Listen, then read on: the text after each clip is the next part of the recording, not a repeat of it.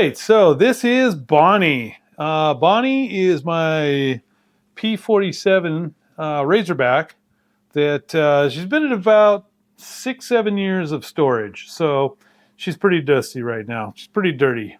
And so I'm just kind of taking the time to get her cleaned off. Since I have had it sitting in storage, she needs a new radio receiver put in because I've switched radio systems since when I was flying her on it before. This is a great flying model. This was actually a recovered it was a Hangar 9. They called it the Hangar 9 P47 150 version, and it's got an 84-inch wingspan. And the reason I did it was actually because of this. This is an article that Dino DiGiorgio wrote. He is quite a modeler. He's been a Top Gun a few times. And this is a article that he wrote, and I think I got this out of this doesn't look like Model Airplane News or anything like that, but it's I think this was a catalog of theirs. And it's very interesting. The reason I bought this one here is because my favorite part about scale models is being able to paint them, detail them, the final steps. And usually when you go to build a model, you spend for me, it was almost a year and a half building the model. And then you get to that final fun stage, which is to put the covering on it. Well, in most cases, it's fiberglass. And then you can paint it the way you want it to. You can weather it. And, if you look at Bonnie, you could see she's looking like you could get some kind of typhoid or, tetanus just looking at it too long. But that's part of the weathering that I like. And it's just part of the detailing that I'm always so excited to do. But the thing is, it takes forever. So if you buy an ARF that's already covered, you can strip all the covering off it. This thing was covered in Ultra Coat. I think that's shiny, really super shiny olive drab, which sounds funny. Shiny olive drab. That's a strange, that doesn't work at all. So anyways, I went ahead and peeled all that off and then coated it with one covering of, I think I used 3/4 ounce fiberglass with resin, laid it all down. And so then the next step was to go ahead and paint it. And this was it's kind of funny. He took the paint job that was on it with the covering, and he redid the entire paint job the same as it was, but he did it after covering it with fiberglass and turning it into a well-weathered looking plane. So I wanted to do the same thing. I didn't want to use the same. I wanted mine to be different because there was a whole bunch of them out there. And, at the field, you could see all these checker tails. It was a famous paint job. It was these checker tails. I forget what squadron it was, but this one was the cowboy. It had the cowboy with the guns on it. And the tails look like this. You can see that.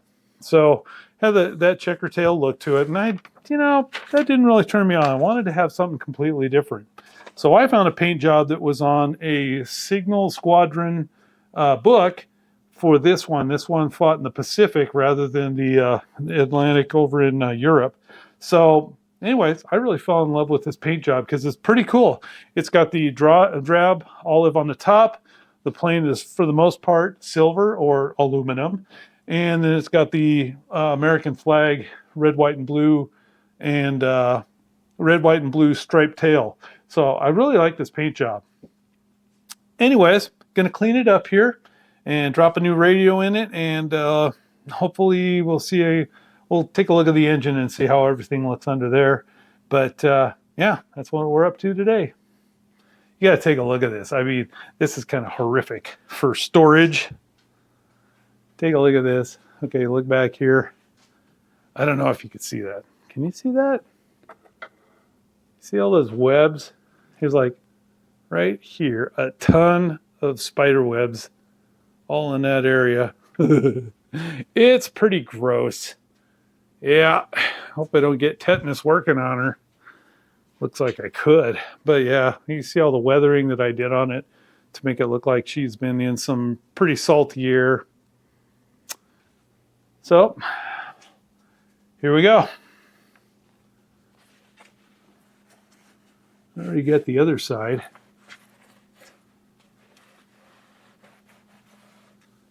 Some panels kind of coming up here. Put raised panel tape on here to simulate actual panels on the plane. And they're kind of coming loose. It was put down with that aluminum duct tape, not duct tape, but that aluminum stuff they use on real HVAC.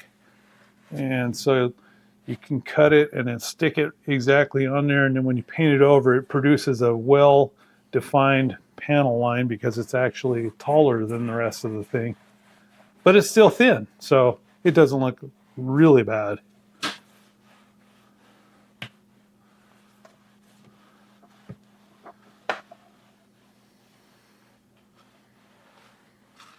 I'm pretty proud of this plane because I actually won a, oh, here we go through all of the cobwebs. Yeah. Oh yeah. Pretty proud of this plane because this plane actually won me first place in a local scale contest. Yeah, pretty cool. She's got a history. All right, I think that's about done. Let's get into, I'm going to pop the top on it and see how everything looks inside. Make sure that a mouse or something like that hasn't moved in.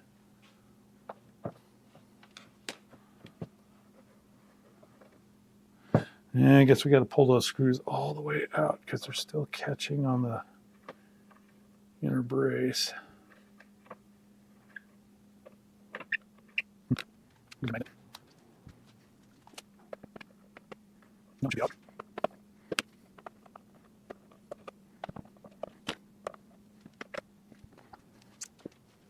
Two on side B.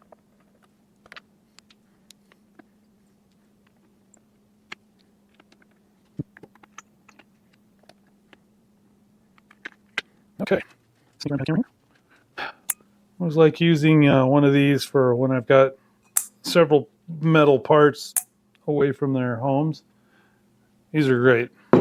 Picked those up at this one I got from, this actually came from a credit union, but you can get these from Harbor Freight for fairly cheap. A little one like this, maybe like $5-6 or something like that. Okay. And this top comes right off. Now, I don't remember what's in here. It's been so long. We got good servos all the way down. Gas tank looks good.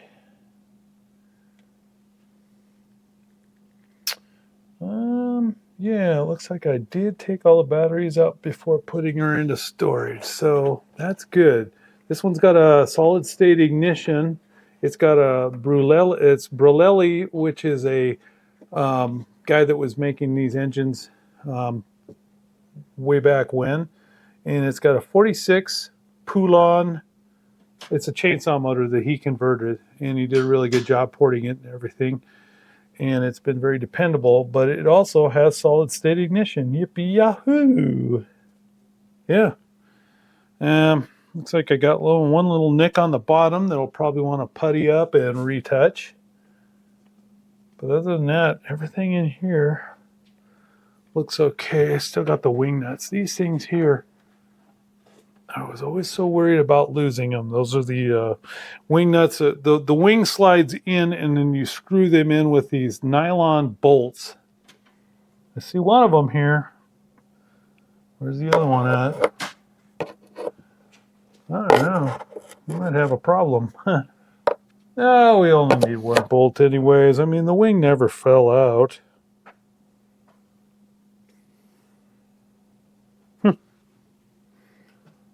Oh, I see it down there. Yeah, it's down there by the vent tube. Okay. Anyway, everybody's there. So, yeah. Next step is we'll get the radio out that we're going to put in it. We're going to be putting in one of my FreeSky receivers. I think we're going to need at least 8 channels to power this baby. Okay. Let's get on it.